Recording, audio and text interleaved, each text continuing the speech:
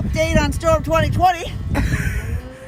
While parking my car last night, I left down the passenger window and was wondering why there was no snow around my car. Well, it's because I left the window open and all the snow is in the car. So, I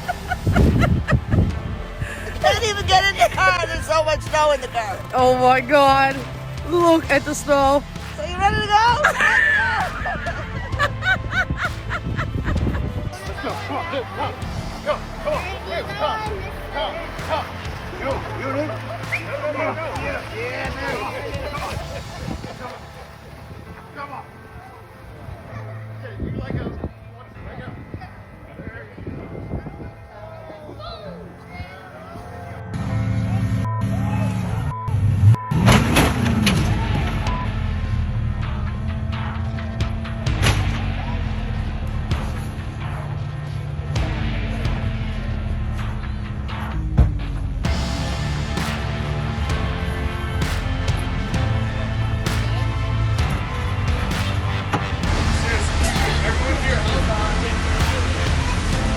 Maybe we should have.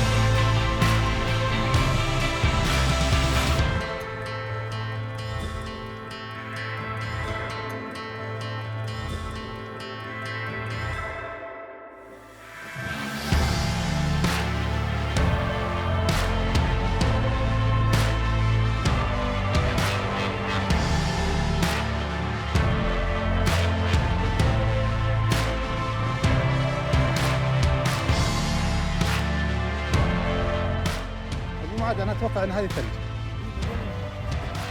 ما شاء الله. اوكي. يعني اللي يشوف يقول مو ثلج. طبعا غطتها الرمال مع سطر الثلج وصار كذا. ما شاء الله تبارك الله. 5 سم في هالموقع هذا.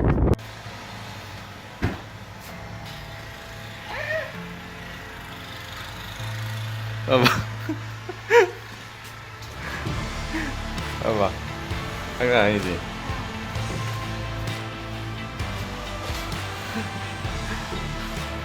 주먹질 해봐. 주먹질. 저기 부숴봐.